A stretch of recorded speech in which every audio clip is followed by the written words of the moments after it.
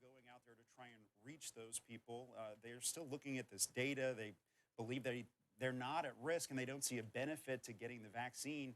How do you reach them at this point? Well, that's obviously not been easy, and it will continue to not be easy. We hope that the people who've been recalcitrant they see more and more of this. And now for something completely different. I started a show full of fun and unintentional things. DaHoShow, streaming on YouTube for thee. DaHoShow, the courts have compelled me to warn you, it's me you will see. Streaming and gaming and talking and fussing. DaHoShow, it's free. Oh, say, I started a show full of fun and unintentional things. DaHoShow, streaming on YouTube for thee. DaHoShow, the courts have compelled me to warn you, it's me you will see. Streaming and gaming and talking and fussing. DaHoShow, it's free. So hopefully when people at least look at the facts of what's going on, they'll realize that not only to protect themselves and their family, but their communal responsibility to be able to be part of a nationwide effort to contain the outbreak, as opposed to being people who don't want to have anything to do with helping the country get out of this crisis. Dr. Fauci, we were listening to your briefing yesterday, sharing it with our viewers here on CBSN, and we heard you talk about a huge number of people who are hospitalized with COVID-19, but pointing out the key difference between people who are hospitalized because they have a severe case of COVID and those who go to the hospital for some other reason and then test positive for the virus. Why isn't that data being separated out? I know you think it's an important point. No, it is an important point, and if, quite frankly, it should be separated out, but the way the hospital systems report things, it isn't separated out that way right now. That's unfortunate. I wish that it were, so that there'd be better clarity. And that's particularly true among pediatric cases, because we know we're seeing a lot of kids going into the hospital. That's understandable because you have a lot more children who are being infected with this highly transmissible virus. But many children and adults get into the hospital for another reason: an accident, a heart attack, an ulcer, diabetes, and yet when they get tested in the hospital, they find out that they have COVID. That's being in the hospital with COVID as opposed to being in the hospital because of COVID. And you're absolutely correct. We should be separating that better, but our hospital reporting system does not allow that right now, and that needs to be corrected. Dr. Fauci, before we let you go here, how are you holding up? Are you going to be able to take any time off in 2022? Well, I haven't taken any time off in 2020 and 2021, so hopefully 2022 will be different, but we'll take it as it comes. Right now, there's no time to be taking off. We're in a crisis. We are hoping for the best. Dr. Fauci, thank you so much for speaking with us today. We really appreciate it. Thank you for having me. Happy New Year. Former Jeffrey Epstein associate Ghislaine Maxwell could spend decades behind bars after a jury convicted her on 5 out of 6 counts in her sex trafficking trial. During the trial, 4 women testified that Maxwell and Epstein worked together to abuse them. Some said they were as young as 14 years old when the alleged abuse happened. Maxwell has denied the allegations, and her attorneys say she will appeal. Jerika Duncan is outside the federal courthouse in Manhattan with the latest. Ghislaine Maxwell sat in her chair with little emotion, only pouring herself a glass of water as the judge read the verdict, guilty on all but 1 count.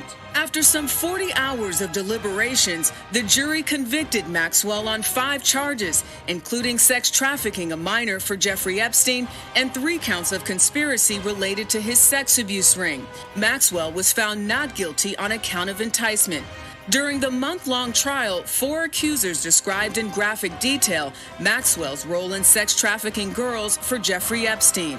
One victim, Carolyn, said that at 14 years old, she was paid hundreds of dollars to visit Epstein several times a week and to perform sexualized massages from 2001 to 2004.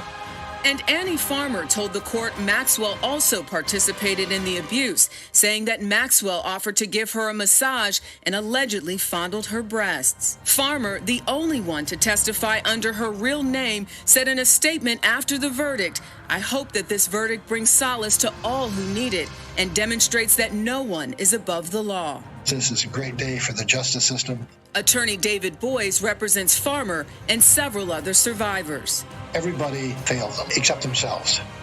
They stood up for themselves, and they wouldn't be silenced. Maxwell didn't testify during the trial, telling the judge the government has not proven its case beyond a reasonable doubt, and so there is no need for me to testify. We are very disappointed with the verdict.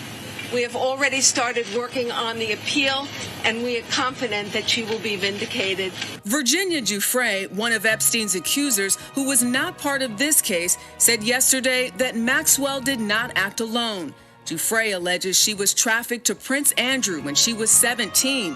She's suing the prince in a civil suit. He has denied Giuffre's claims and says he doesn't recall ever meeting her. Epstein and Maxwell could not have acted, did not act alone. They could not have had the sex trafficking operation that they had of this scope and scale, spanning 5 continents, lasting decades, without the wealthy, powerful collaborators that they had. And those people need to be brought to justice as well. A sentencing date for Maxwell has not been scheduled, but she does face a maximum of up to 65 years in prison. And when you look at this story as a whole, it's not over just yet. A judge is expected next week to hear arguments from Prince Andrew's legal team.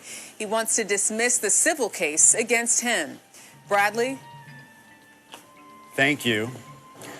And in a few minutes, we'll talk with CBS News legal analyst Ricky Kleeman about the verdict in the Maxwell case, what's ahead for her, and also those other cases that Jerika mentioned. Also, President Biden is gearing up for a high-stakes phone call with Vladimir Putin as tensions between the U.S. and Russia escalate over Ukraine. We'll take a closer look at the latest developments next. And severe weather is slamming much of the country as snow and cold temperatures grip many states, while possible tornadoes and record heat pound parts of the South. Jeff Baradelli is tracking it all straight ahead. So keep it right here. You're streaming CBSN, CBS News, always on.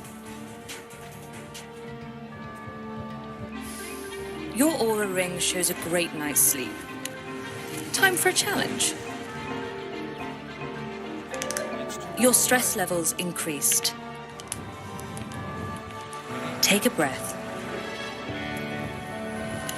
Your period's on the way. You'll be prepared. You had a late night. Time to get some rest.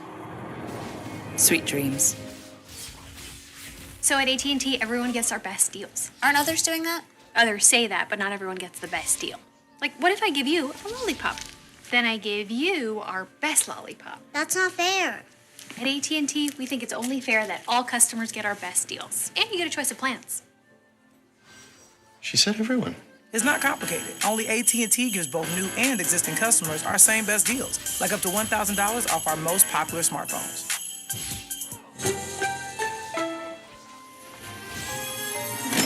Remember when no dream was too big? And you could fearlessly face the unknown. You still can. When you have a rock you can depend on for life, you'll be unstoppable. That's why over 5,500 companies rely on Prudential's retirement and workplace benefits. Who's your rock? You're busy. Very, extremely busy. Busy dealing with dinner. Busy dealing with work. I'm sorry, I can't hear. Can you repeat that? Busy dealing with just life. With no time to shop for the stuff you need. So you use Instacart. Because why wouldn't you?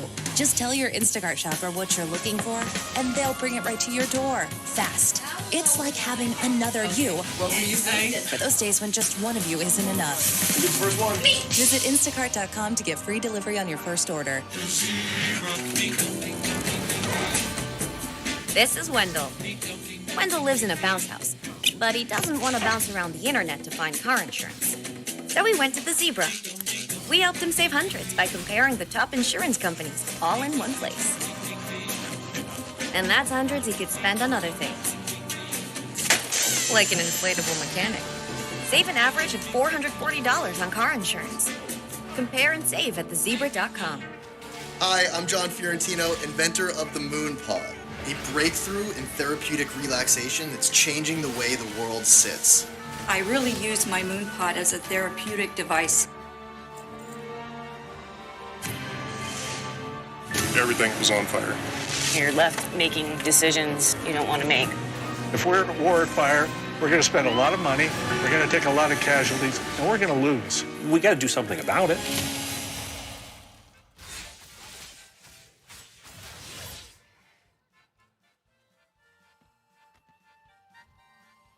A guilty verdict for Ghislaine Maxwell means Jeffrey Epstein's former girlfriend could now spend decades behind bars. A federal jury convicted her on 5 out of 6 counts in her sex trafficking trial Wednesday. During the trial, 4 women testified that Maxwell and Epstein worked together to abuse them. Some said they were as young as 14 years old when the alleged abuse happened. Maxwell has denied the allegations. Her attorneys say she will appeal. And for the latest on this, CBS News legal analyst Ricky Kleeman joins us with analysis. Ricky, the jury convicted Maxwell, and now sentencing is up to the judge. So how much prison time could she face, and what could the judge consider in determining the length of that sentence? What you have here are 5 conviction counts, which will total 65 possible years in prison. The main count, the sex trafficking of minors count, has 40 years in prison. Ghislaine Maxwell was 60 years old on Christmas Day. So in essence, whatever sentence she gets, she may spend the rest of her life in prison. What the judge will consider are what we call aggravating and mitigating factors. The aggravators obviously brought forth by the prosecution. The mitigators will be brought forth by the defense. But ultimately, it will be that Office of Probation that does a pre-sentence report, and it is that report that is going to tell the judge what the probation office believes is the appropriate sentence within the guidelines. But in any way that you look at this, when you're facing a 40-year trafficking of minors for sexual purposes count, she is going away for a mighty long time. Ricky, Maxwell was convicted of 5 out of the 6 counts. What does the verdict tell you, and why do you think the jury acquitted her on that one charge? I think this was a thinking jury. I don't see how anyone could look at it in any other way, because they spent so much time, over 5 days, some 70 hours of deliberation. One of their many questions was about the definition of enticement. The count that is the acquittal, which is count 2, is a count that had to do with the allegation of Ghislaine Maxwell enticing minor victim number 1, who is Jane, as she is called under a pseudonym, into having sexual contact of an illicit nature. So obviously the jury had a problem about whether or not Ghislaine Maxwell was someone who enticed her. Nonetheless, they found that Ghislaine Maxwell, with the same victim, arranged her transportation. So perhaps what the jury saw was that the government did not prove beyond a reasonable doubt that on this particular acquittal count, that she had been enticed by Ghislaine Maxwell. She may have been enticed by Jeffrey Epstein, or she may, in that setting, have volunteered to go to the place where Jeffrey Epstein was. I think what this tells us is that this was a very thorough and thoughtful jury. Ricky, you mentioned that they deliberated for those full 5 days. We always think of what's happening in a courtroom as being isolated from the rest of the world, but there was this background about the Omicron variant, the spread of the virus, and concerns that that could lead to a mistrial if jurors got sick. Very unusual situation. Can you walk us through what happened? What happened in this case for jury deliberations is unusual both before the Christmas holiday and after the Christmas holiday. Before the Christmas holiday, the judge actually left it up to the jury if they wanted to deliberate one more day before Christmas Eve and Christmas Day. And the jury said, no, we don't. The jury said that they really wanted to take their holiday and come back fresh. Now, I do not know, I have not seen any motion for a mistrial or objection to that by the defense on the record. And if the defense did not object to that or move for a mistrial, any possible error about letting them go home, letting them see family, letting them see friends, letting them celebrate Christmas without deliberating, that error would be gone. It is not something that would go on appeal. Then the jury comes back, and the jury doesn't reach a verdict on the first Monday. The jury doesn't reach the verdict on the first Tuesday. So what the judge then does is the judge instructs the jury that they're staying. They are staying till 6 o'clock every day. It doesn't matter if it's New Year's Eve. It doesn't matter if it's New Year's Day. But because of the agent, the transmission of the Omicron variant, that they are going to have to wait to deliberate. We're going to have to see. I don't see any objection that I have seen in any of the notes that the defense didn't object. Well, if the defense doesn't object, then it was just fine that they felt the pressure to get to a verdict and get to it fast because of Omicron. This is a situation, by the way, that a good defense team would have certainly objected and moved for a mistrial before Christmas and after Christmas. If that didn't happen, goes out the window, and it is a safe area when it comes time for appeal. Well, Ricky, we know they must have some other plan for an appeal. They've mentioned that that is their intention. So what do you think their argument could be? And also, what do you think Maxwell's conviction might mean for other former associates of Epstein? We know Britain's Prince Andrew has some legal proceedings coming up. Does Maxwell have any incentive at this point to name names? Maxwell has always had an incentive to name names. We have seen countless articles, countless reports, and many, many motions filed by Ghislaine Maxwell's defense team about the hideous conditions of her confinement.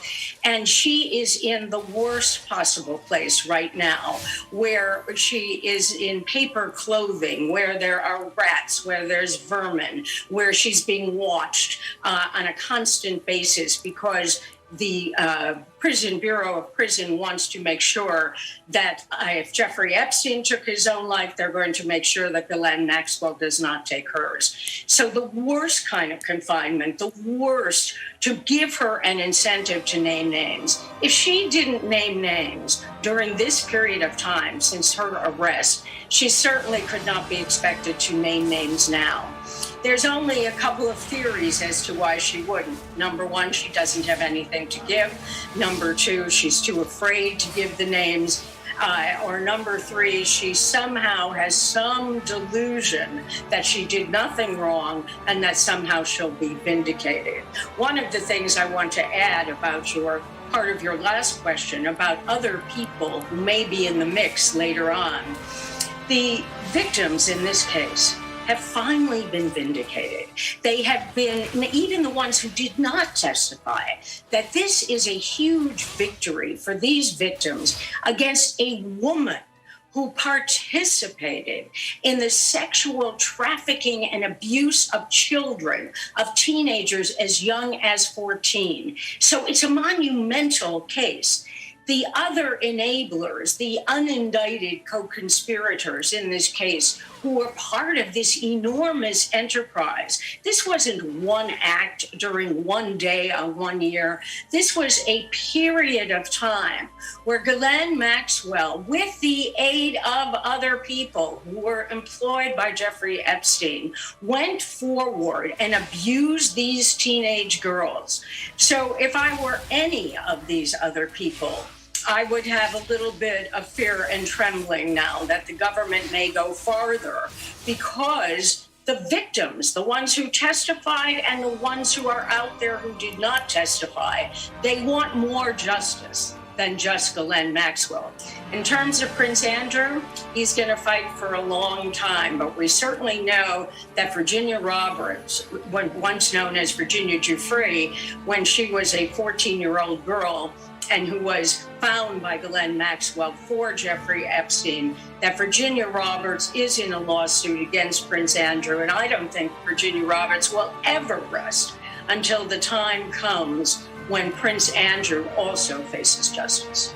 So bottom line, Ricky, there's a lot more to come. Ricky Kleeman, thanks for breaking this down for us. Thank you. President Biden is gearing up for a high-stakes phone call with Vladimir Putin later today as tensions escalate between the U.S. and Russia over Ukraine. The White House says Moscow requested the call. We know this will be the second time this month the two leaders have spoken. It comes as Russia says it's withdrawn about 10,000 troops from the Ukrainian border. However, that's just a fraction of the estimated 100,000 forces the country has mobilized across the region, sparking global fears of a possible invasion. For more on this, CBS News correspondent Imtiaz Tayyab joins me from London. Imtiaz, what can we expect from today's call between President Biden and President Putin? Do we know why Putin requested the call? Hey, good to talk to you. Well, officially, we've been told the two leaders will speak by phone later tonight, where they'll discuss, security talks in January that are planned between the two countries, as well as the broader situation in Europe. But what many people are hoping is that this call is going to be the beginning of a pathway to real diplomacy that can lead to a genuine de-escalation to a situation that's being described as, quote, the most dangerous it's been in 30 years. Now, analysts say President Putin is likely to push for swift acceptance of his proposed security deal that would essentially forbid the Ukraine from ever joining NATO and would also prevent any other expansion by the alliance in nations that were formerly part of the USSR. Now, these demands have long been ruled out by NATO, who says nations, including the Ukraine, are sovereign and should make their own decisions. And Russia, again, wants the opposite, including to be able to veto the security decisions of Ukraine and other nations. This is something that many are expecting him to push President Biden on. So a lot of attention will be paid to that call and, more importantly, how it will affect these talks that are expected on the 10th of January. We mentioned that Russia says it's withdrawn about 10,000 troops from the Ukrainian border. What is the situation on the ground there right now?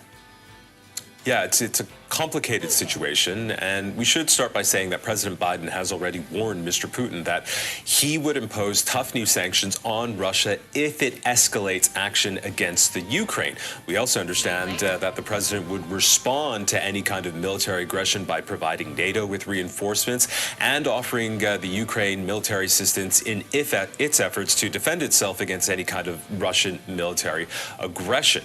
But as we've been saying, the situation on the ground in the Ukraine is very tense, and certainly in the surrounding areas where those Russian troops are surging. But many people are asking is if this military, or if the Russian military does move in, will we see U.S. troops on the ground in support of the Ukraine? Now that, most agree, is pretty unlikely. We have to remember that President Biden is the president who ended America's longest war in Afghanistan by vowing to end, quote, forever wars. So it seems pretty unlikely that he'd be dragged into a boots-on-the-ground battle with Russia over the Ukraine. But even in an assistance capacity, this would be a significant entanglement for the U.S. with, it has to be said, a very formidable foe. So this is a very tense situation, which is why it's attracting so much attention. And indeed, this conversation that will be held later tonight between both presidents of the U.S. and Russia is seen as very crucial in hoping to sort of dial down the situation there. Empty, as you mentioned, the talks that are planned for January 10th in Geneva between U.S. and Russian officials, those are going to be in person. So how do you think today's call might impact that meeting? And importantly, why won't President Biden or President Putin be present at that discussion? Well, when that meeting was first announced, we knew that these two leaders weren't going to be there. It's usually, accepted that lower-level members of cabinet or government will be there. But this call could signal a change that both Presidents Biden and Putin do want to meet face-to-face at some point. In fact, Mr. Putin has gone on the record saying that he believes in face-to-face diplomacy. And if this is a meaningful move towards a diplomatic resolution, I think people would really welcome that. Now, whether these two leaders meet or not, these are going to be very important talks in Geneva. And the hope is that, as we've been saying, a diplomatic solution can be found. But when it comes to that diplomacy, Mr. Putin has made it clear he would not wait long for those security guarantees that he's demanding, saying he was not interested in protracted negotiations, only, quote, results. Now, to add a bit of background to this, Mr. Putin has been open in his anger over NATO's expansion into Eastern Europe, as he sees it, after the fall of the USSR 3 decades ago, and continues to assert that part of the Ukraine's current territory historically belongs to Russia, which is why he says it kind of bolsters his argument that Ukrainian membership in NATO would be a red line and something that he, as the leader of Russia, simply will not accept. Well, speaking of NATO, how are other allies reacting? And are leaders concerned about that if this conflict between Russia and Ukraine escalates, that it could bring it closer and closer to Europe? Yeah, absolutely. I mean, there's a huge amount of concern across Europe, and that's why we're seeing this kind of move, if you will, of these leaders across Europe sort of standing in line with the Ukraine and indeed with the U.S. as well, because we have to be clear, very few people want to see a Russian war in the Ukraine. But as we've been saying, NATO's Secretary General Jens Stoltenberg continues to insist that the Ukraine's membership of the alliance is a matter for NATO and the Ukraine, not Russia. But again, as we've been saying, we're seeing a growing and quite strong coalition of European leaders who, along with the U.S., coming together under this common cause of protecting the Ukraine's sovereignty and territorial integrity. And while the Ukraine is still not a NATO member, it has close ties with the bloc as well as the rest of Europe. And that perhaps explains why Russia is demanding what it's saying is, quote, a legally binding guarantee that NATO will not move eastwards into the Ukraine and that weapons will not be sent to the Ukrainian government or any other neighboring countries. Again, something that the Kremlin says is a red line for them. MTS Taib, thank you for the context ahead of this call between Russia's President Putin and President Biden. Thanks for being with us. My pleasure. The final weekly jobless claims report of 2021 is out today. On the other side of the break, we'll be speaking with portfolio strategist Francis Stacey about the new numbers. We'll also take a look back at how the labor market has changed over the past year and preview what's to come in 2022. And then in our 1 o'clock hour, a panel discussion about the future of the Republican Party in the year ahead. We'll hear what the priorities might be for the GOP as they try to gain control of the House and Senate in the 2022 midterms. You're streaming CBSN.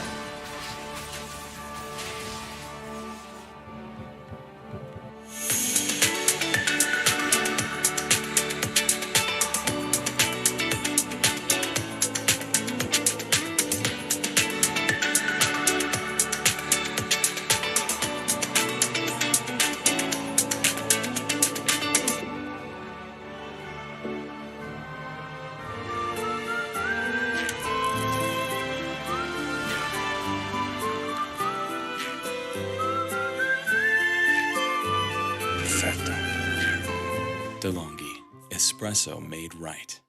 Amazon employees earn at least $15 an hour, but $15 is just the start. That's why we pay more where the cost of living is higher. We'll keep doing a better job for our employees, whether they're here for a season or a career.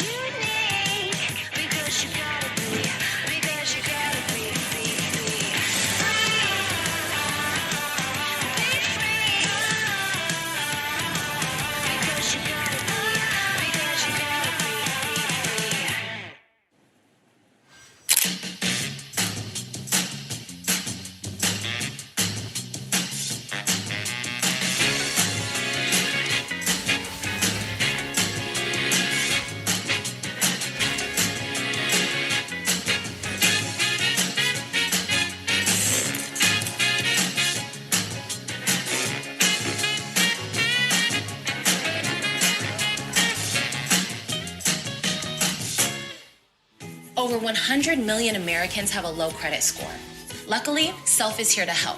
Self is a new way to build credit that doesn't require a credit score or upfront deposit. As you save money every month in your credit builder account, Self helps establish positive payment history, which has the single biggest impact on your credit score. Plus, Self reports to all 3 credit bureaus. Download the app today.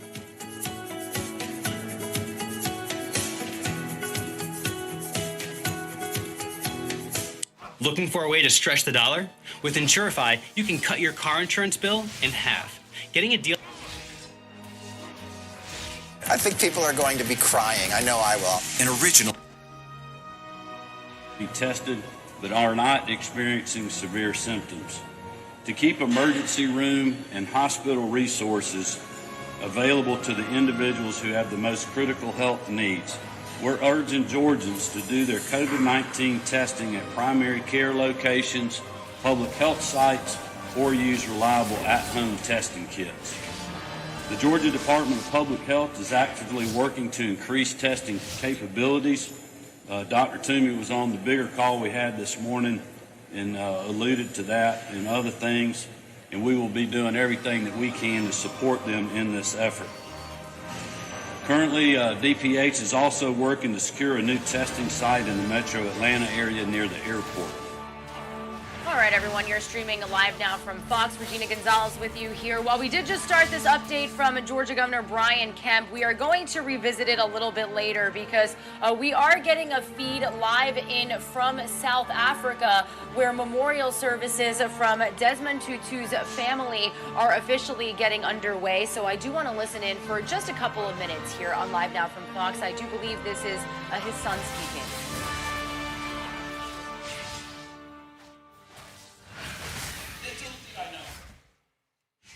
Throughout my upbringing, that my African roots and the Mateke family was intertwined with the Tutus for generations. And let me share a story that father told me. So, you remember, the Arch, in the young days, he was a very ambitious man. And he was doing many different things at the same time.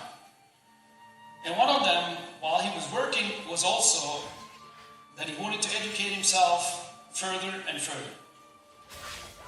And the school where Antonia went, Orlando West, was led by a principal that was a dear friend of the Arch.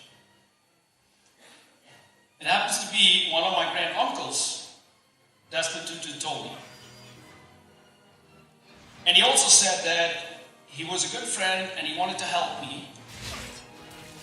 And I went to his house and I realized I cannot do all these things at the same time. I need to sneak in and get his notes, or I will not pass the next test. And he did that a couple of times. And then Arch looked at me and he said, well, Nicholas, I didn't steal it. I didn't steal the notes. Because I paid back. And I paid back to your ancestors with a little bit of wisdom from God, of faith and Christianity. And it just brings me such warmth to see how things come and go and we can never predict. Wherever we are, love will embrace it just as it's done for everyone who touched upon Arch's life.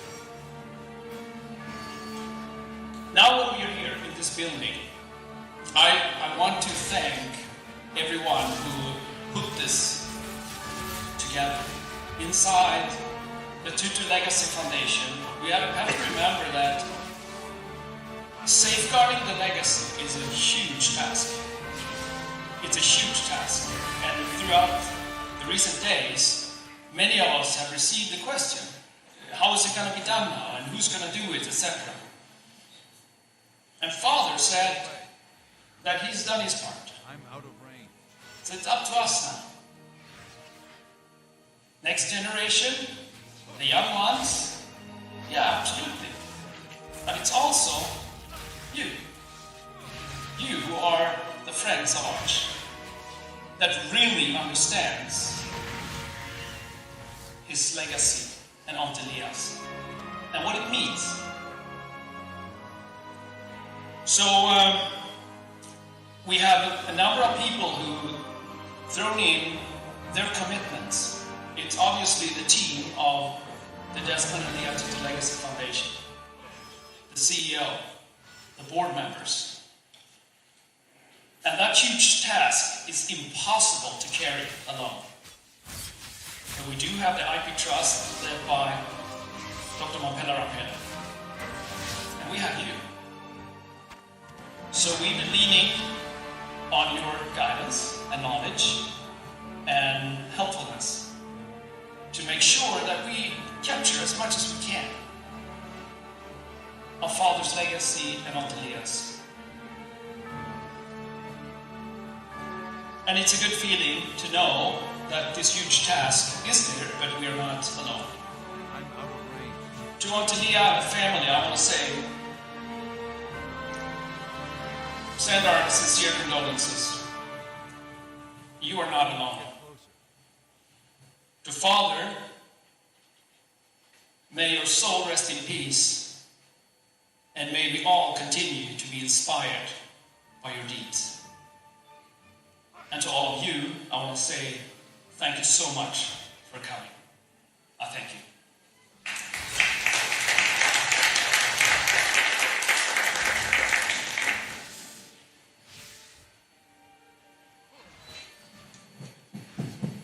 Thank you. Without further ado, Dr.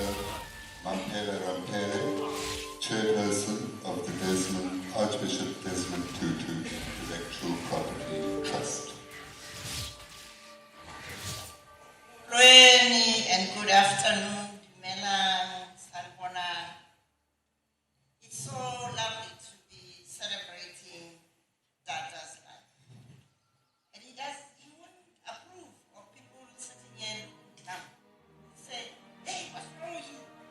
Smile.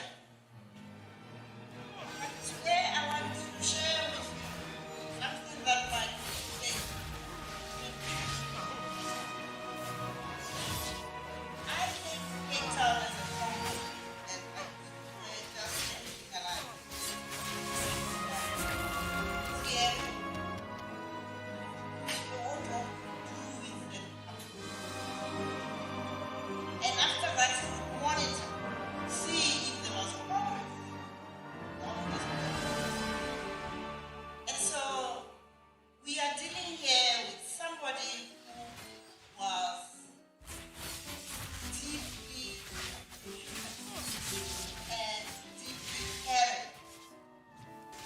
As somebody who lost my father. You are listening in live from Cape Town, South Africa on this Thursday morning here on Live Now from Fox as we remember the life of Archbishop Desmond Tutu, his body lying in state at St. George's Cathedral in Cape Town. He was a Nobel Peace Prize winner who helped end the apartheid in South Africa. He did unfortunately die on Sunday at the age of 90. So his official state funeral will be held on the 1st of January. And I can almost guarantee that we will have that feed for you here on Live Now from Fox, which is the really cool thing about our show. We get to not only bring you live in front row to national feeds, but international events happening as well. Some of you are going to see a quick 2-minute commercial break. We will revisit this memorial service a little bit later, but when we return, we are going to entirely switch gears here and go back to some coverage on the reaction pouring in following the verdict that a jury reached last night in the Galaine Maxwell trial, finding her guilty on 5 of 6 counts for grooming teenage girls to be abused by Jeffrey Epstein. We're going to speak with a legal analyst on the verdict right after this break.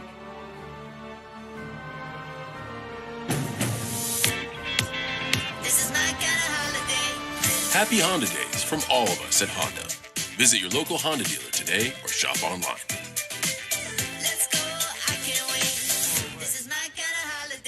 At Progressive, we love your pets as much as you do. Like this guy in a hat. That's why Progressive Car Insurance covers your pets for up to $1,000 if they're ever in a car accident with you. This mini majorette's gonna march your way right I'm sorry, into can we stop? I know that we're selling car insurance here, but, you know, all the cute little animals, it's too much. Define too much. What's wrong with cute animals? So are we doing this or what? Nah, it's over. Someone's got to break the news to Mittens.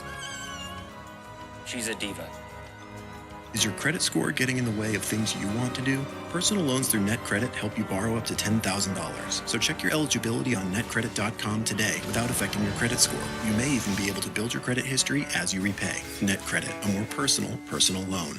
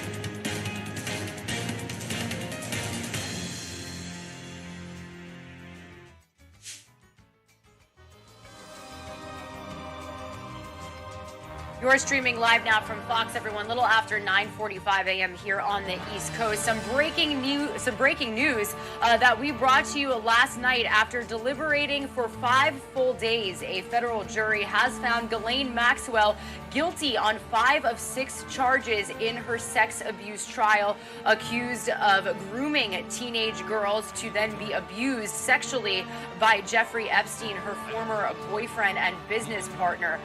To weigh in on the verdict and everything we are following this morning, I do want to bring on a reoccurring guest here on Live Now from Fox, who's weighed in on several trials that we have covered. His name is Sam Myrowitz, and he is a former prosecuting attorney joining us live this morning. Sam, always good to see you. How are you doing? Thank you for being with us. Good morning, Regina. Nice to be here. Absolutely. Well, we saw that verdict yesterday. Our team covered it very extensively here on Live Now from Fox. So for those viewers who might just be getting caught up, we learned that Ghislaine Maxwell was found guilty on 5 of 6 counts. So can you break down these counts for us, plus that one that she was acquitted on? Sure, Regina. Basically, 3 of the counts involved conspiracy of the first degree. So if you break it down, half of the counts involved conspiracy. The most serious count, which was not a conspiracy count, was sex trafficking of a minor. Carries 40 years in prison as the maximum sentence.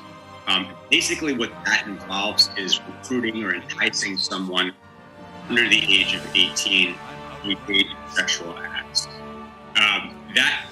That count specifically referred to the victim known as Carolyn, who was 14 years old at the time and was involved in these sexualized massages with Jeffrey Epstein in the early 2000s in Palm Beach, Florida.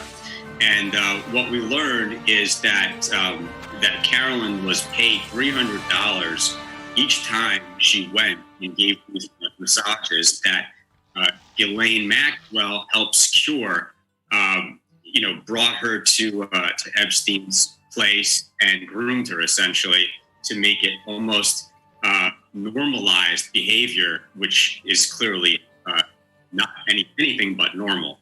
And this happened hundreds of times, and there were even allegations that Ghislaine Maxwell actually touched Carolyn, her bare breasts and her hips and her butt. And so those charges were pretty strong. The evidence seemed pretty strong. And so on what is the top count, really, she was found guilty. There was 2 other similar charges. One involved enticing a minor to travel, activity, and the other transporting a minor to engage in sexual activity.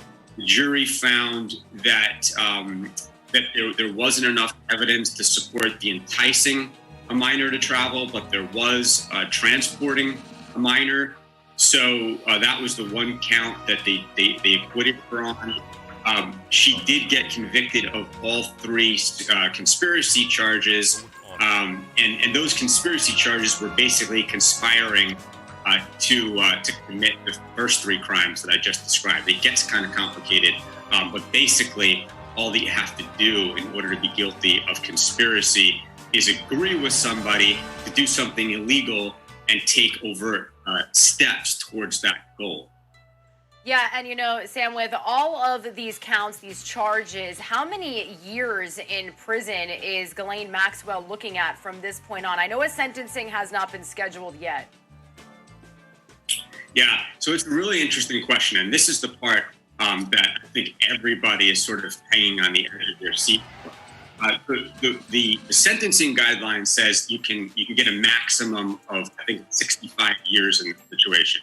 However, the judge has a lot of leeway between the minimum and the maximum sentencing. The judge can also look at concurrent versus consecutive sentencing, which basically means that the lesser charges get wrapped up in the largest sentencing charge. So the time would be whatever the largest charge is would end up covering the smaller sentencing charges.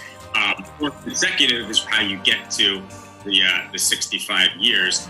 But the most interesting part of this is the concept of downward departure. And so with downward departure, the rule is that you can actually, the judge can actually decide to give a lesser sentence, lesser than the minimum even, if there are certain mitigating factors.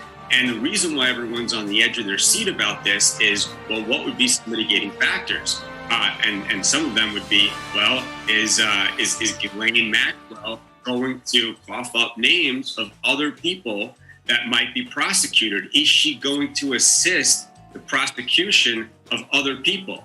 And if she does, and she provides a lot of information about other potential crimes that have been committed that she's aware of, then she might be able to help reduce her own sentence. And so that's why everybody's sort of on the edge of their seat to see what happens here, because it is the opportunity for her to possibly assist the prosecution for her own benefit. Yeah, and that kind of goes into my next question, Sam, is the fact that we have been following this entire situation at this point for decades. We had Epstein on trial before he killed himself in prison. So do you feel, kind of going off of what you just said, that this Epstein-Maxwell whole sex abuse case is, over in a sense? Or, does it still have time to, really blossom into something else if she does do exactly what you just said? Oh, I don't think it's over. I think that the Southern District is going to be very aggressive on trying to find out if there are there's more sex abuse that went on by other people than just Ghislaine Maxwell assisting and Jeffrey Epstein. We've heard time and time again in the news about close relationships with high-profile figures between Jeffrey Epstein and people all over the world. And I think that it's going to be interesting to see where this goes from here in terms of who else might be potentially prosecuted. Yeah, and I feel like I had just mentioned that the jury deliberated for 5 days, which, we learned that in that time, they requested office supplies, they requested copies of the testimony. So what do you think was going through the jurors' minds as they had to make, this very, high-profile decision? Well, they were certainly methodical about how they went about this. As I said from the beginning, the charges are somewhat complicated and they're very specific. So, there were different points in time where the jury did ask the judge to read back some of the instructions as to what the charges meant, definitions that they asked. So, it seems like they took their job very seriously and spent a lot of time considering it. And as always, when you try a case and a jury comes back with a question, there's always disagreement between the lawyers as to how to go about responding to that question. And there certainly was arguments here about, whether the jury fully understood some of the charges. I know that in particular, there was one question about what the transportation of the accused meant in terms of whether or not a flight coming back from New Mexico would qualify.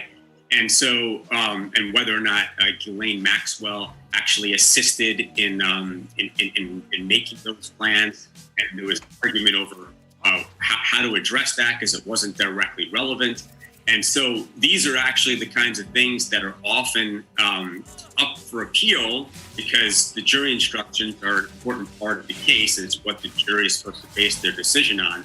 But you could tell from the way that the jury deliberated, the questions that they asked, that they were trying their best to be as diligent as they possibly could at arriving at the right conclusion.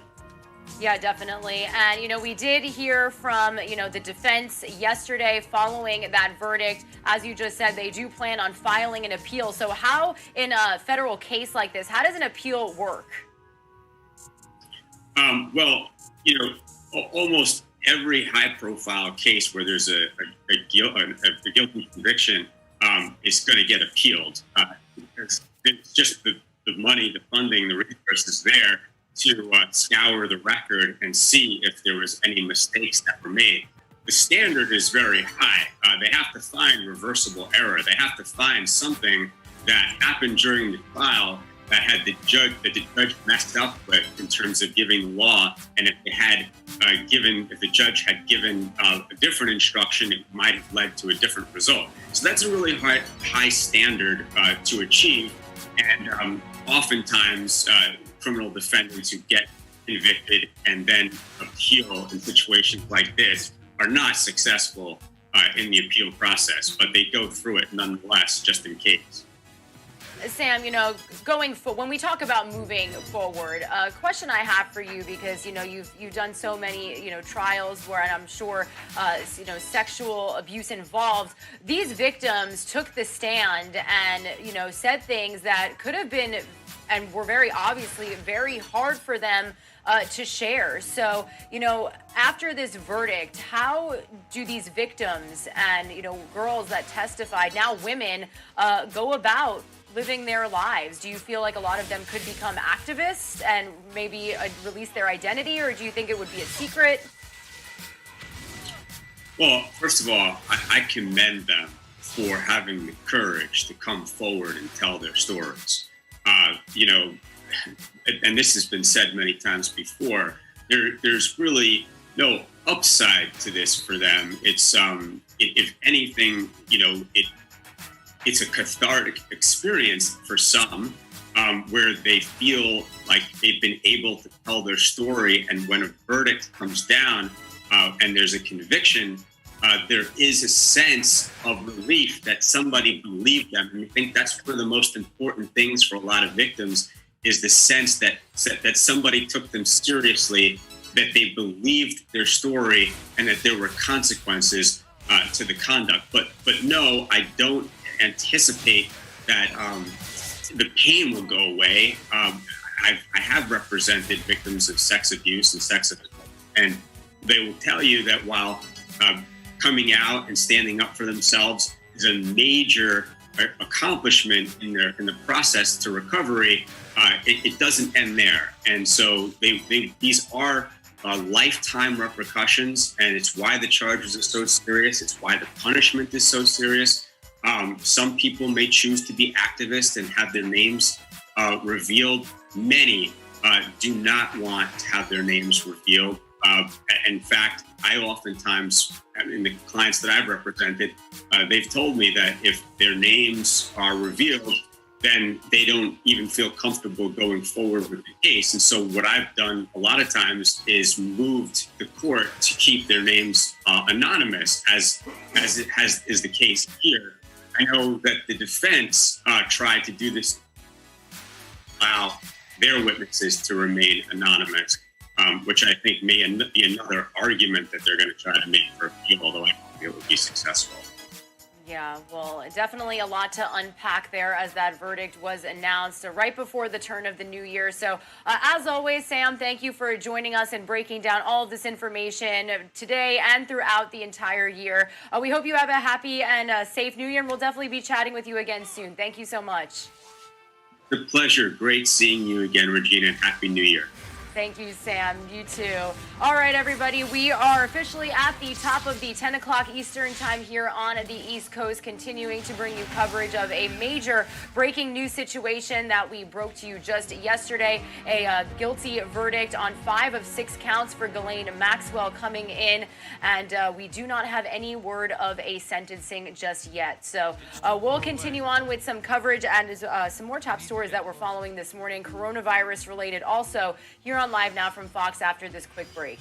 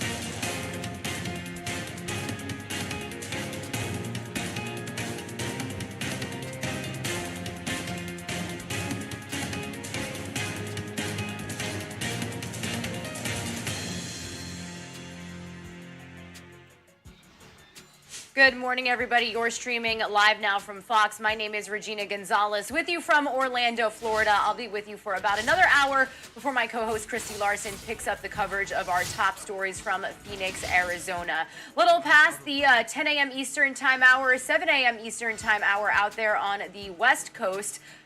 Did I say Eastern?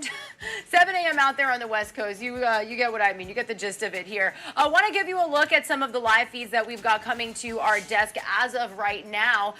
This is Times Square. We usually don't get this shot here. This is courtesy of Total Traffic and Weather Network. But we've got preparations underway for the ball drop ceremony as we are just a day away from bringing in 2022. Now, interestingly enough, we are learning from our Fox 5 New York team that there are calls to call off this celebration because of the spike in COVID-19 cases in general. Yesterday, New York breaking a record high of nearly 70,000 positive cases. This is as the Omicron variant continues to spread. However, Mayor Bill de Blasio did say the event will go on as planned. Today, organizers are going to test the ball and they are going to check on the airworthiness of the confetti. Weather conditions expected to look pretty good out there for the new year tomorrow. So we will be streaming that celebration as well as several others throughout our nation here on Live Now from Fox. Be sure to ring in the new year with us on our stream from 8 p.m. to the stroke of midnight. Andrew Kraft and Daytona Everett will be doing full coverage on the New Year celebrations, not only taking place across in New York, but across the nation as well. And then we also are going to have some coverage internationally throughout the day as other countries ring in the new year. I remember being with you guys last year. We had Australia, we had North Korea, China. So the really cool thing about our show is we get to bring you front row to those gorgeous displays. A lot of them definitely scaled back across the nation because of COVID. But again, be sure to stick with our Live Now team for the coverage of those New Year's celebrations. As we continue our coverage as far as COVID-19, those testing lines, this is a super testing drive-through site in Houston, Texas.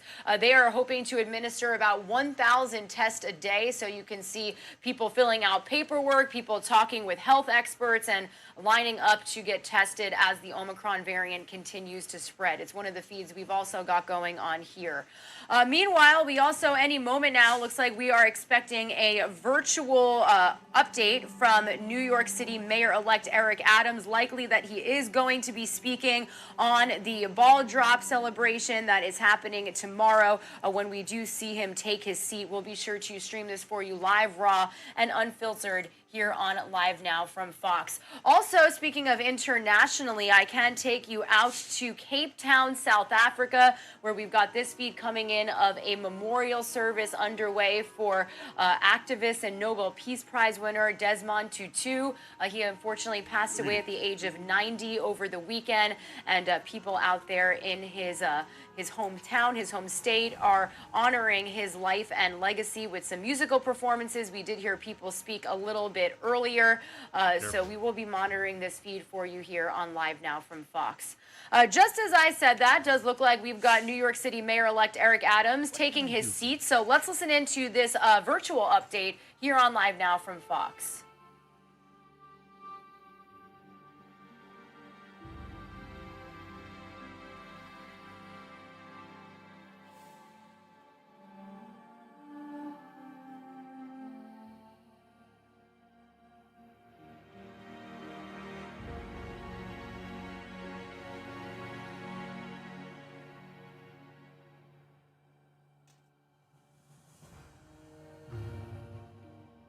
Safe travels.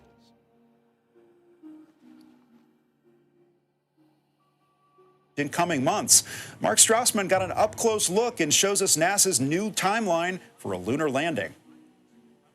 Both iconic and daunting, NASA's vehicle assembly building is one of the largest in the world. But obviously you need something this big for a vehicle this big. Towering inside, a new rocket that makes you feel just as puny. It's called the Space Launch System, or SLS. This thing is massive. It's about 322 feet tall, so that's taller than the Statue of Liberty. We had to step way back with NASA Test Director Dan Flores to get a good look at the most powerful rocket ever built. If you look past the scaffolding, you can see the nose of the two boosters. Yep. How powerful? So the boosters provide about 7 million pounds of thrust at liftoff. That's a lot of power. It's a lot of power. NASA spent 11 months stacking this mega rocket piece by piece. The core stage, 212 feet long, arrived by barge. Its 4 engines will produce another 2 million pounds of thrust. You got a rope up in there? Cranes gingerly lifted and lowered billions of dollars of space hardware into place.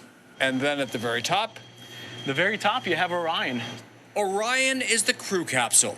Flores took us up 311 feet for a closer look. When you look at it this close, you look at all the hundreds of thousands of nuts and bolts that have to be torqued, the hours spent by our technicians getting this work done to get us to this major milestone. And every one of those bolts better be perfect.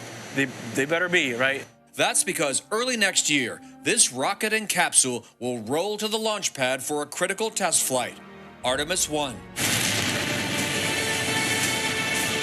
SLS will launch Orion on a course 40,000 miles beyond the moon and back.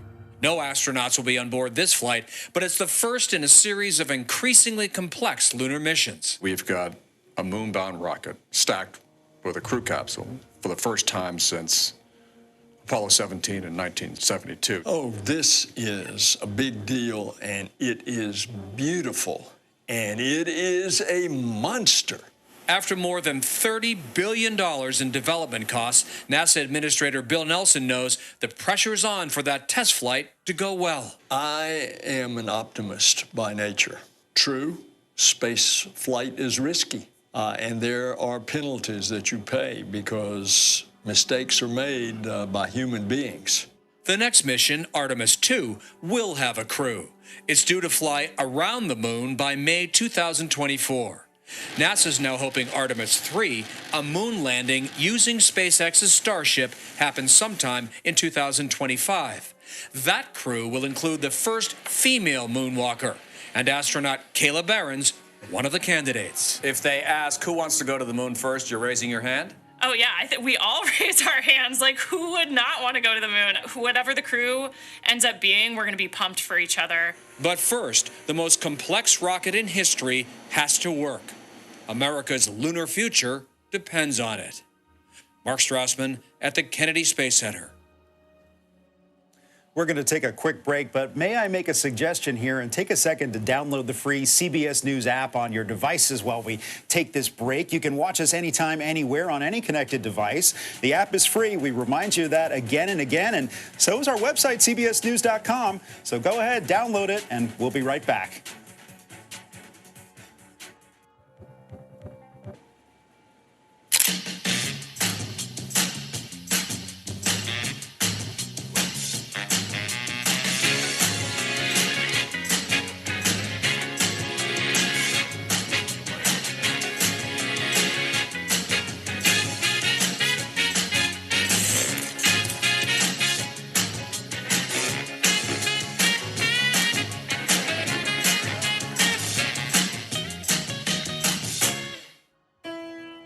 What if your resume was more than a resume? What if it could adapt and improve? What if it opened doors you didn't know existed? Created opportunities that let you be seen, heard, even help get your... It will say appointments for the month are booked up. They say ignore that. Appointments for today and tomorrow are all booked up, but appointments will open up 3 days prior to the next testing day, and that would be Monday. So my advice is to start trying on Friday to get appointments for next week. Basically, you're going to have to just keep trying over and over again. Be persistent. We're in White Plains, Lisa LaRocca, News 12.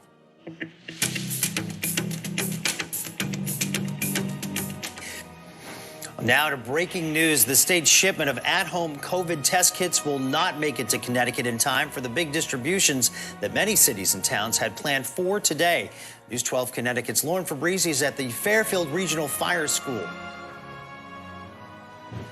Yeah, Rick, I just spoke with the Fairfield First Select Woman's office, and they tell me that cities and towns received an alert from the state saying that there was no shipment overnight, that those distributions will not be able to take place today. Now, we have yet to hear from Governor Ned Lamont's office on this morning, but take a look. This is what Governor Lamont said yesterday afternoon, blaming shipping and warehouse issues for the delay. He released a statement saying, in part, my staff in multiple state agencies have spent the past several days working around the clock to accelerate the movement of our tests through what is clearly a shipping and distribution bottleneck on the West Coast amid unprecedented international demand. Now, once the test kits do arrive in Connecticut, the Connecticut National Guard is expected to deliver several thousand of them to the regional fire school here in Fairfield. The fire school is just one of about 5 drop-off locations across the state. Trucks from 14 towns in southwestern Connecticut will then come to the fire school here to pick up those test kits and then distribute them to their residents. Well, unfortunately, many of those distributions, as we've been saying, were planned for today, and they now need to be called off. Several towns did already postpone them as a precaution, but local leaders do say that they are ready to distribute the test kits as soon as they are in Connecticut. However, it is still unclear exactly when those test kits will get here. We are waiting on more information from the state, but once we do get that information from the state, we will, of course, pass it along right to you in Fairfield. Lauren Fabrizi, News 12 Connecticut. News 12 New York is a new way to watch the best of News 12 from across the tri-state area, all in one place. We bring you the latest top stories, breaking news, and community updates from neighborhoods all over New York, New Jersey, and Connecticut. Plus, if you're in the mood for some good weather, our exclusive regional moodcast is available 24/7. And nobody knows what's happening or where to be seen better than us. Discover News 12 New York, streaming live 24/7.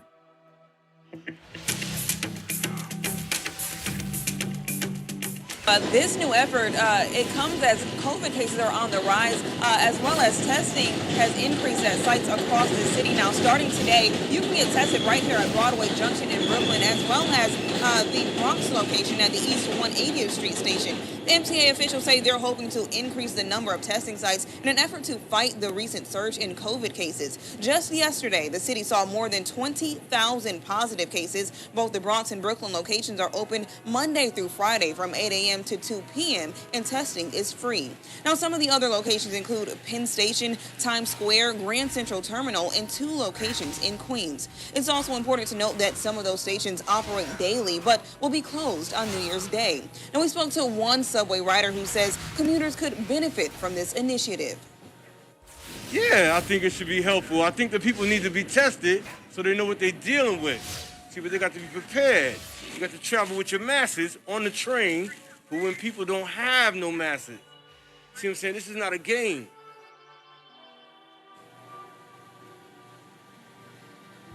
Yeah, and this state-funded program allows anyone, including those who are visiting New York, the chance to get tested without an appointment. That's the latest here in Cypress Hills. Johnny Caldwell, News 12.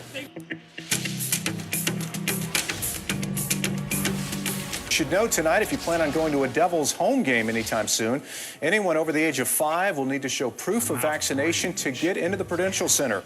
That's in keeping with Newark's new executive order. That goes into effect for the Devils game against the Tampa Bay Lightning on January the 10th, and everyone must remain masked inside.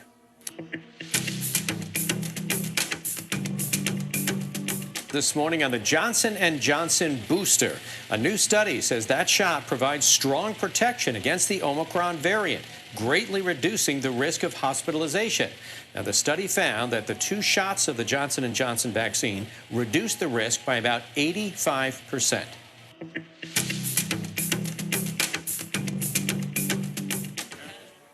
Union City becomes the latest town to reinstate an indoor mask mandate, and that it takes effect immediately. A mask is now needed in any public space. Union City joins Newark, Hoboken, Patterson, Morristown, Montclair, and South Orange to mandate masks once again. Well, more schools, they're temporarily moving students back to remote learning. New Brunswick Public Schools and the Camden City School District, both are the latest, and both have students and staff remote for the first 2 weeks back from winter break. And weather got you in a mood, whatever your mood. Dr. Fauci, in some ways, businesses share our goals of keeping their staff and their clients safe. We know that there's backlog from the holidays. We have to interpret this data cautiously.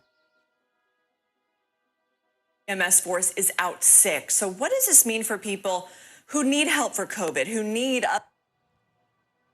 With Cheddar's News Wrap, weeknights from 5 to 6 p.m. This wet mixture is really what's going to help this.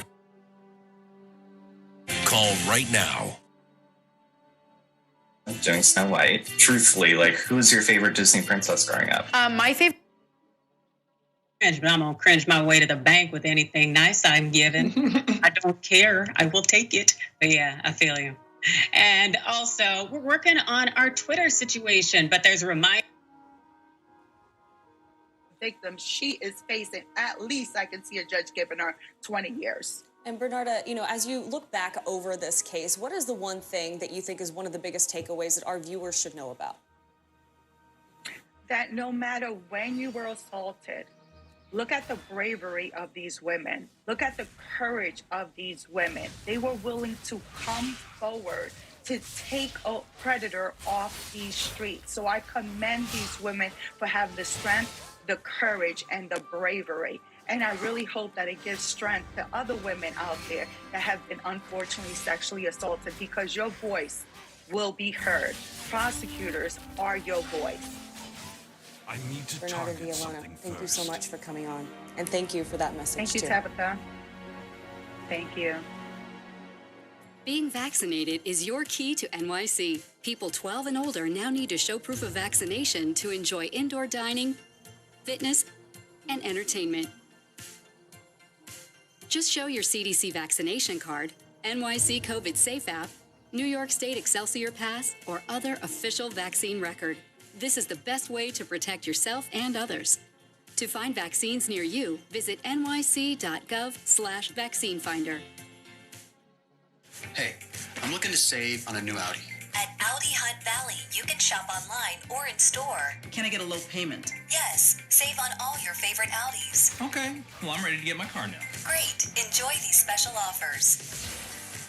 Drive new 2021 Audi models with 0.49% financing for 60 months. We'll even sanitize your new Audi and deliver to your door. I need to get closer. Hurry to Audi Hunt Valley, an AutoNation company.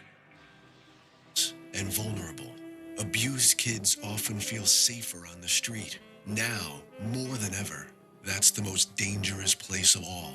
Covenant House is rescuing and protecting kids during this COVID-19 crisis. We're providing safe shelter to thousands, but the need is overwhelming, and no child. So just a heads up, if you're in that Williston area, you could see some strong wind gusts, some heavy rain. Blumenthal says he's been getting calls from constituents still waiting for their money back. The airlines are often delaying or declining refunds, and that is a violation of law. The Department of Transportation of the United States should be taking action against them. Those people are going to be extremely frustrated, and they're going to have a financial loss no matter what. Fairfield travel agent Noel Zanvetter says unless you bought travel insurance, you're probably not getting money back for anything you paid for at destination. Resorts and hotels are not obligated to give refunds. They've held the space. They're out the money if you don't show up and you don't pay for that. She says rebooking or getting your money back from the airline might take some patience. It could be hours during bad weather and cancellations. It could be anywhere from 3 to 5 hours easily on hold. Zanvetter says booking your trip with a travel professional can save time and headaches when things go wrong. I'm the one that will get on the phone with the airline and work it out and figure it out and help them navigate that, get them on a new flight. Sean McCabe, News 12, Connecticut.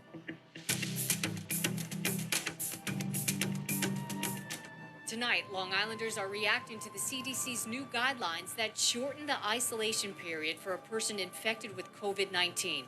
Infectious disease expert Dr. Adrian Popp says the decision appears to be based on more than just the science. I believe that the CDC came with this sort of recommendation because they wanted to balance the need for isolation for infectious folks who had COVID, and also the need for, not to interfere too much with the economy in general. Under the new recommendations, after 5 days, if an individual does not have symptoms, they no longer have to isolate, but must wear a mask everywhere, even at home, for at least 5 more days. The latest data showed that vaccinated people are most infectious 1 or 2 days prior to developing symptoms and up to about 5 days after they develop the symptoms. However, the doctor says this may not be the case for unvaccinated individuals, so mask wearing for the 10-day period is essential. For unvaccinated folks, unfortunately, they can actually be infectious beyond the 5 days. So I believe that the CDC came with this. But many are calling out the CDC for its abrupt change of course on our Facebook page. Patricia says, quote, laughable at this point. Does anyone federally speaking know if they're coming or going? Answer, nope. Bernadette says in part, the numbers are on the rise, but let's reduce quarantine. Makes perfect sense. And Kim asks, I remember when this start was...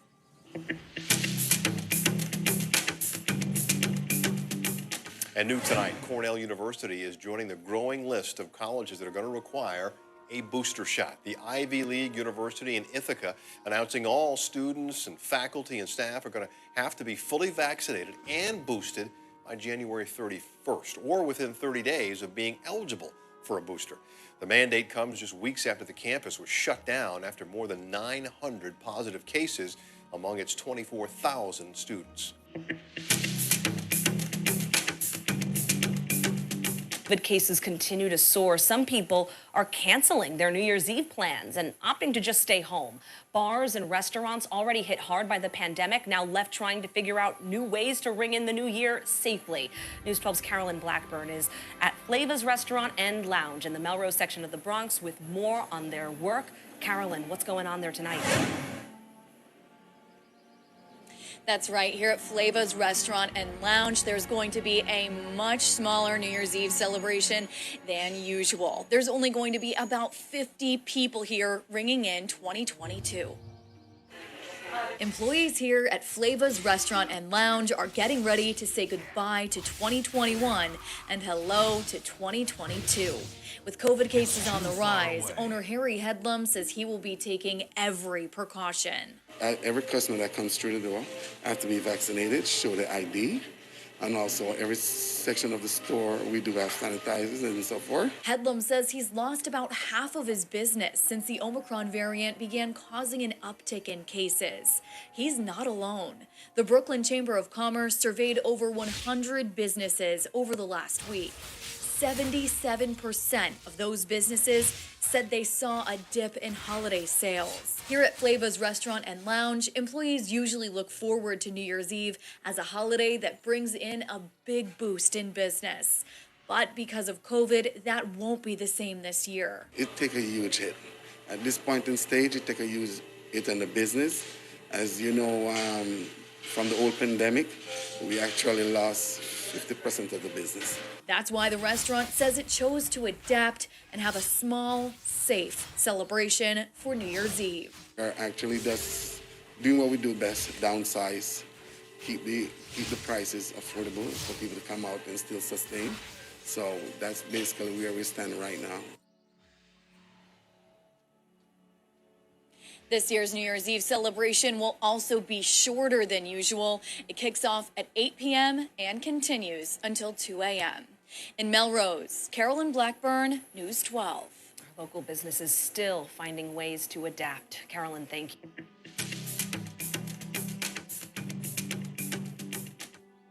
We can't ignore the numbers, is what pediatrician Dr. Sivia Lapidus says to both her patients and their parents, as Hackensack Meridian Health continues to see even more young COVID patients. The numbers say it all. They're rising, and we know what COVID does to adults, to children, and it's serious. Several school districts across New Jersey have already announced that they don't plan to return to in-person learning right away after the break. While for many, the goal is to try coming back, knowing that there's a chance that that'll change. What do you think is the best course of action as a pediatrician? It's very difficult. 6 weeks ago, if you asked me the same question, I would have said it's very important for the kids to be in school. The priority should be to keep schools open safely, but we are worried as children go back after the holidays that we may see outbreaks in schools, so it remains to be seen. But both doctors say vaccination is key in making the return to the classroom safe. Dr. Christina Gagliardo with Atlantic Health is at least seeing some kids look forward to it. Some patients who, were just excited to roll up their sleeve, have their protection, contribute to society by getting vaccinated. After a few months into pediatric vaccinations, Dr. Lapidus does see what she describes as a significant dichotomy between vaccinated and unvaccinated pediatric patients. They recover fully and are not much affected by their illness. The unvaccinated, some of them do have mild illness, but they do have the potential, a much higher potential of landing in the hospital and having more severe disease. Christy Kalishian, News 12, New Jersey.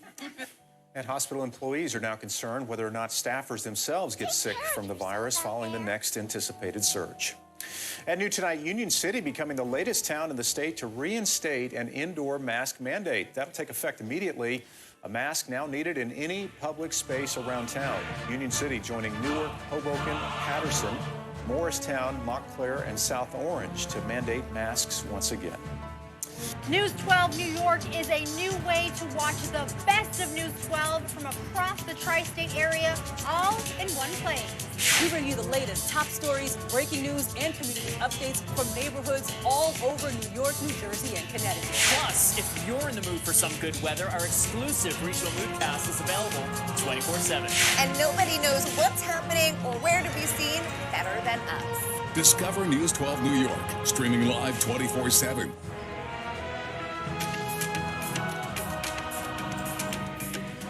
And right now, with just 2 days to go until New Year's Eve, many businesses are now scrapping their plans amid a surge of COVID-19 here on the island. And the latest venue, a major one here on Long Island. News 12's Darius Radzius is live in Farmingdale tonight with more for us. Darius. Well, the park here is typically filled with 1,000 people, families enjoying hot chocolate around a fire, waiting for the ball to drop for the new year. Now they'll have to wait another year. Some plans for New Year's celebrations on Long Island have fizzled out. Here we are, in basically the same boat. So it's living like a Groundhog Day experience. The rise in COVID cases means the traditional ball drops in Patchogue and in Farmingdale won't be happening. Farmingdale Mayor Ralph Exton says it was a tough decision, but the right one.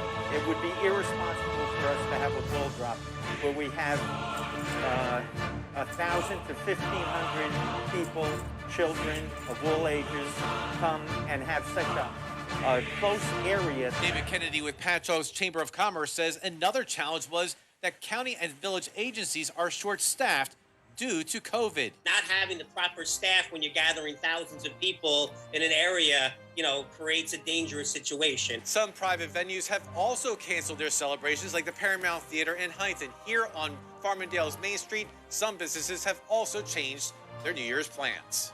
We just canceled our New Year's Eve reservation. We had this party too going on. So we're only taking reservations till about 10 o'clock. It's kind of a big disappointment. These cancellations and changes are a disappointment to Gina Pollock of Bethpage. It's crowded up here on New Year's Eve. I've been here before. My children all come up here. It's really going to put a damper on everybody's New Year's. Brian Schwartz of Farmingdale canceled his family Christmas dinner and will be home New Year's Eve when the clock strikes midnight. The thought process is God willing, there'll be another Christmas. There'll be another New Year's. That's true. So, Darius, these bigger events are being canceled, but we know many events at bars and restaurants are not. So are officials concerned about those? Well, there is some concern by officials, but some businesses I talk with say that they're taking additional steps for people to ring in the new year safely. Macy? Weather got you in a mood? Whatever your mood, tell us how you feel. Every day, watch the News 12 New York Moodcast and tell us what mood the weather has you in. Don't miss Moodcast, daily, only on News 12 New York. We are heirs to my uncle's vineyards. This? To this. Oh, I had vision. Well, you could be sitting on a gold mine. Well, she's trying, I guess. You like your experiences. Anything wrong with that, is there? No. The Snapchat app from Progressive rewards you for driving safe and driving less. Okay, what message did you hear this time? Safe drivers can save using Snapshot. What's Snapshot? What the commercial was about. I tune commercials out. Yeah, me too. They're always like, blah, blah, blah. Tell me about it. I'm going to a silent retreat next weekend. My niece got kicked out of one of those. For talking? Grand larceny. How about we get back to the savings? Yeah. Yes, I would like to talk about that. Okay. Introducing T-Mobile 5G Home Internet with no annual contracts, no fees, and no BS. For $50 a month, nothing more.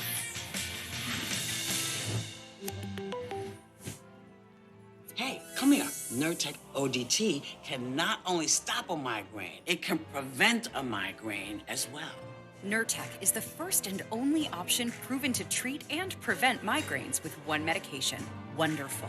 One quick dissolve tablet can start fast and last. Don't take if allergic to Nurtec. The most common side effects were nausea, stomach pain, and indigestion. With Nurtec, I treat migraine my way. What's your way? Ask your doctor about Nurtec to find out. My phone is always in my hand, but you won't see me on the call. Always see me winning, I don't show you go a ball. I'm a big shot. Ever wonder how I turn into a big shot? I'm a big shot. I'm a big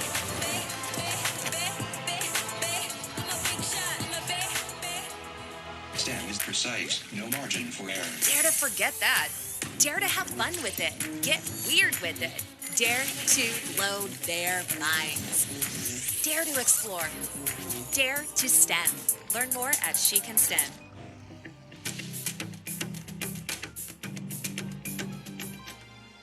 The Stanford Police Department is at the forefront of a national effort to get social workers and mental health professionals to work with officers. Today, Mayor Simmons and Senator Blumenthal announced a $550,000 federal grant to help with that effort. News 12 Connecticut's Karen Pinto learned how. The Stanford Police Department has had a social worker on staff for the last 8 months, which is why they're so excited to bring on another one. They know the benefits that this social worker will have on the Stanford community. This is some positive news amidst a difficult time with COVID, but we are grateful for this funding. Mayor Galaine Simmons says the past 2 years have underscored the rise in mental health challenges. The $550,000 grant from the Department of Justice will help to enhance initiatives to support mental health. Being a cop has never been more important or more difficult. Senator Blumenthal says the money will allow a social worker to come in and help police with mental health assessments, follow-up care, and referrals. These social workers are force multipliers. They expand the reach and authority of the police to do more and do it better. Captain Hone with the Stanford Police Department says they are the first department in the state to have a private-public partnership with the social work organization, Recovery Network Programs. If you look at mental illness, it cuts across every kind of barrier, race, creed, religion. Mental illness has no biases. The social worker is able to follow through with the patient's care. It's not the first interaction, it's the follow-up. So, what are we doing a day or two later? The police department says that a new social worker will begin within the next year. In Stanford, Karen Pinto, News 12 Connecticut.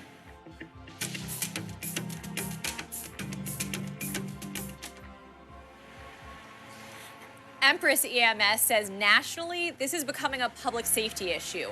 Here, locally, first responders say they're managing, but unlike at your job or mine, the people who work on these ambulances come into contact with COVID all the time.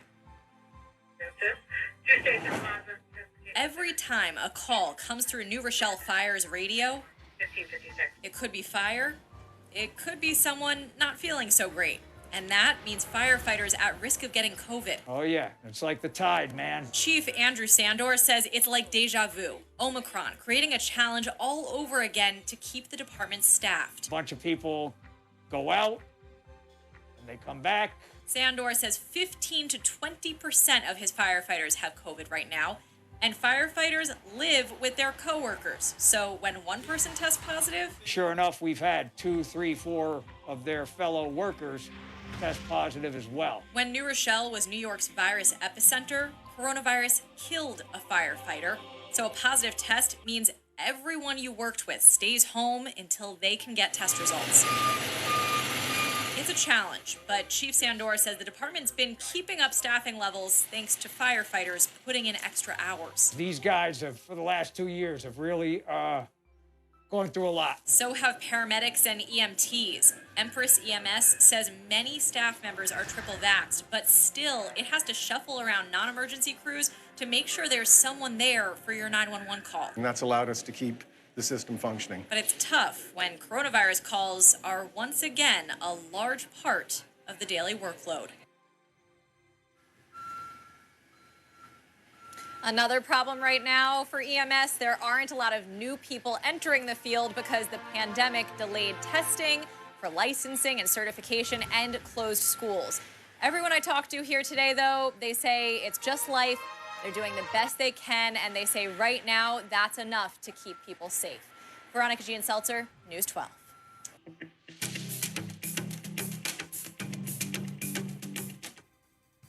Gym owners nationwide are relying on people looking to drop the pandemic pounds by joining a gym in the new year. But now Omicron is throwing another wrench in plans to bulk business back up. It's been a very, very difficult time, and it's really just unacceptable that, this industry has had so many mandates on it with no relief in sight. Todd Scartozzi is the chief operating officer of Retro Fitness, with dozens of local franchise owners in New Jersey and 9 other states who are now following their own local mandates. If it's a fully vaccinated gym and you can't come in unless you're vaccinated, then you're not required to wear a mask. If the local municipality says it's a mask indoor requirement, everybody wears a mask. But if there are no local mandates, Retro members can work out with no restrictions. Those still skeptical are reminded the fitness industry is heavily regulated when it comes to cleaning and sanitizing, and many gyms are still taking extra steps to keep members safe. We still do social distancing in our classes and those kind of things, where we have different marks on the floor 6 feet apart. So we do a lot of little things like that to just, part of it is making a person feel comfortable when they come back into the gym. It has been a tough go for the fitness industry and those who rely on it. Hope Omicron doesn't scare people away. They remind them that any kind of exercise is better than none, and even if you aren't ready to get back inside the gym, don't let Omicron be an excuse to break your New Year's resolution before you even begin. Marcy Rubin, News 12, New Jersey. Gym owners say they have a built-in contact tracing system, since all members have to check in before working out inside.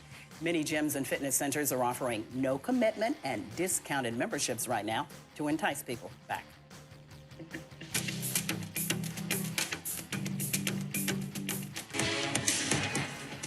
Welcome back, and we got some breaking news about the sex trafficking trial of Galaine Maxwell. And the jury finding her guilty on all charges except one. It took the jury 5 days to reach that verdict. Now, the British socialite was charged with recruiting and grooming teenage girls to be sexually abused by financier Jeffrey Epstein. Officials say he died by suicide in jail. Maxwell now faces the likelihood of years in prison.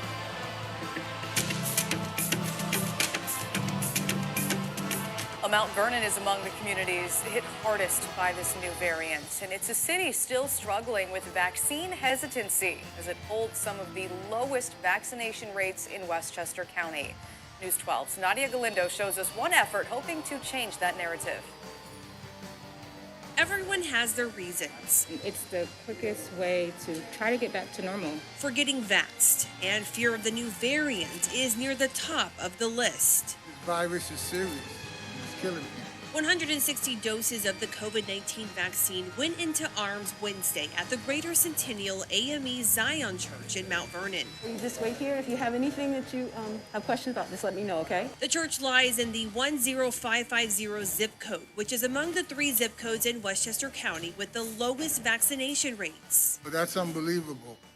People need to go out there and get that shot so they can protect themselves. The pop-up vaccine clinic does take walk-ins, and you can see there is no line to get in. But across the street, well, it's a different story. That is the line to get COVID-19 testing, and it's long. The tale of two cities, right? Reverend Dr. Stephen Pogue says many residents are still hesitant to roll up their sleeves despite the city now boasting the second highest number of COVID infections with more than 2,000 active cases. The explosion of infections reflected by the growing demands for testing at the Mount Vernon Neighborhood Center. We're trying to get the message out to get vaccinated, to get boosted, to make sure that you understand that this is not a hoax. It's not going away anytime soon. It's a message he hopes will drive more people to line up and get vaccinated. Confusion, 1, 2, 3. Better than stand on the line across the street. A battle for health and wellness fought one vaccine at a time. In Mount Vernon, Nadia Galindo, News 12.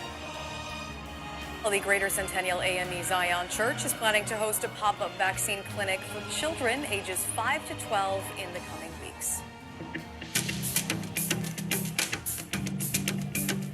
Mayor-elect Eric Adams announcing today that he will have his swearing-in ceremony in Times Square right after the ball drops. This comes after Adams canceled his originally planned swearing-in ceremony at King's Theater amidst the COVID surge last week. Mayor-elect Adams saying in a statement that, quote, Times Square has long been synonymous with the new year, a place of excitement, renewal, and hope for the future. These are the same themes that animated my campaign and will inform my mayoralty as I prepare to lead the city out of this challenging period. Adams will be the 110th mayor of New York City when he is sworn in. News 12 New York is a new way to watch the best of News 12 from across the tri-state area, all in one place. We bring you the latest top stories, breaking news, and community updates from neighborhoods all over New York, New Jersey, and Connecticut. Plus, if you're in the mood for some good weather, our exclusive regional moodcast is available 24/7. And nobody knows what's happening or where to be seen better than us. Discover News 12 New York, streaming live 24/7.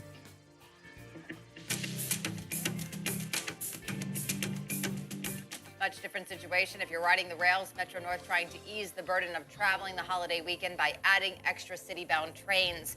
Tomorrow, additional trains will be running on all lines between 3 p.m. and 8 p.m. Weekend service will run all night on the Hudson, Harlem, and New Haven lines, and there will be extra post-midnight trains on the Port Jervis and Pascack Valley lines.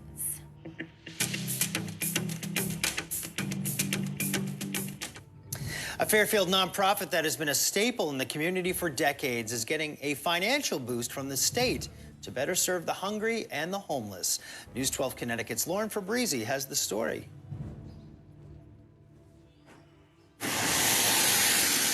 We started as this local response to hunger and homelessness, and it's really grown to the agency that it is today. Operation Hope in Fairfield has been serving the greater Bridgeport area for nearly 40 years. If you look over this way, you see the basic staples. Located on Old Post Road, you'll find their food pantry, which serves around 1,000 households a year.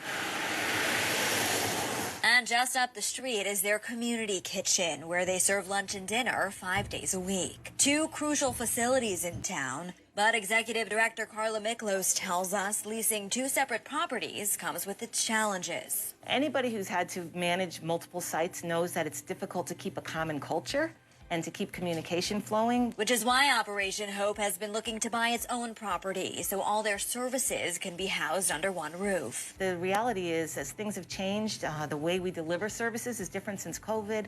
We've outgrown the space, and we really need a place that is safe, accessible, and permanent. A costly endeavor, though, especially for a nonprofit. But financial aid is on the way, thanks to $1.5 million